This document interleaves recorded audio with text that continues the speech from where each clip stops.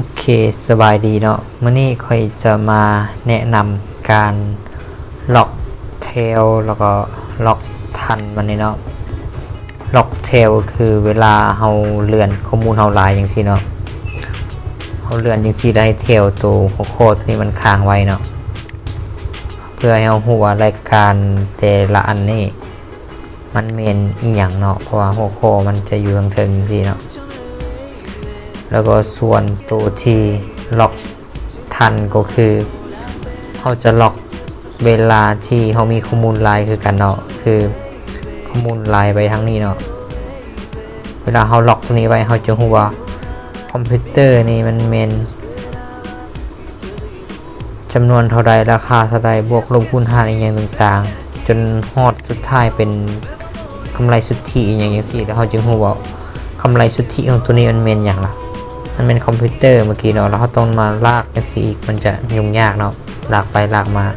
อันข้อมูลเขาลายอย่างสี่แล้วเขาลากไปลากมามันจะลายตาเนาะ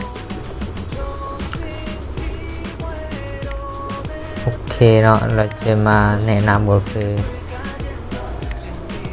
ล็อกเทลทางนี้แล้วก็ล็อกทันทางนี้เนาะในจุดนี้ตัวที่เคยต้องการล็อกเทลให้มันเริ่มจากตัวนี้เนาะจากตัวเลข3ตัวนี้เนาะตัวโอโคตัวเป็นซีโอนนี่เนาะที่ค่อยได้หมายไว้นี่แล้วส่วนคอลัมน์นี่ก็คือการเนาะมันเริ่มตัวนี้มาเนาะตัวที่เป็นซีโอนนี่คือการเนาะจะเริ่มล็อกสังเกตว่าเวลาเราจะล็อกเทลแล้วก็ล็อกทันจุดที่เราต้องคลิกใส่ก็คือจุดกลางๆที่เขาจะตัดกันนี่เนาะตัวที่เทลแล้วก็ทันตัดกันก็คือจุดบนนี้เนาะบนเลข3ตัวนี้เนาะค่อยเลยทาสีส้มๆนี่เข้าไปเนาะเพื่อให้รู้ว่าเวลาเราจะล็อกแมนเราต้องคลิกใส่จุดนี้เนาะสำหรับวิธีล็อกหนึ่งเลยก็คือคลิกใส่จุดนี้จุดที่มันตัดกันระหว่าง2อันนี้2มันเราเข้ามาที่ตัวนี้เนาะวิวคลิกเข้าไปที่วิวนี่บาทหนึ่งหลังจากนั้นมาเข้าตัวนี้เนาะ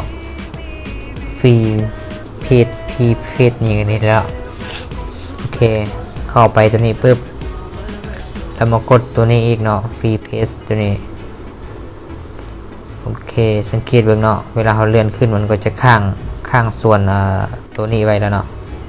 โอเคมันจะข้างไว้แล้วก็เวลาเขาลากไปเบื้องนี้เช่นเดียวกันเนาะบางมันก็จะข้างเราไปเบิ่งกำไรสุทธิตัว39 ล้านนี่ฮู้เลยว่ามันเป็นของคอมพิวเตอร์แล้วมาเบิ่งตัวต่อไปของปรินเตอร์นี่เป็นตัว6 ล้านนี่ของแรมเป็นของตัว21 ล้านนี่เนาะเขาก็จะเบิ่งง่ายขึ้นเนาะก็คือตัวเมื่อกี้ที่เขายังไม่ได้ล็อกเขาจะต้องได้ลากไปลากมาอย่างสิมันลายตาเนาะโอเคสำหรับทางถึงส่วนหัวนี่ก็เช่นเดียวกันเนาะตอนที่เขายังบ่ได้ล็อกตัวนี้เขาลากขึ้นอย่างสิลากไปยังสิสมมติว่าเขาลากฮอตเทลตัวที่7จังสิเนาะมันเป็น CPU เนาะแล้วก็15นี่คันเฮาเห็นส่วนหัวเขาก็บ่ฮู้ว่า15นี่แม่นหยังเนาะที่จริง15นี่ก็คือจำนวนเนาะอันนี่มันหัวหน่วยแล้วก็800,000นี่มันหยัง1ล้านมันหยังเขาก็จะเห็นในหัวข้อมันนี่เลยเนาะตัวจำนวนตัวเลขแต่ละอันนี่ตัวนี้คือกันเนาะจนมาฮอดแถวท้ายๆนี่จนฮอดกำไรสุทธิเขา5 ล้านนี่คันเฮาบ่เห็นส่วนหัวก็บ่ว่า5 ล้านนี่แม่นหยัง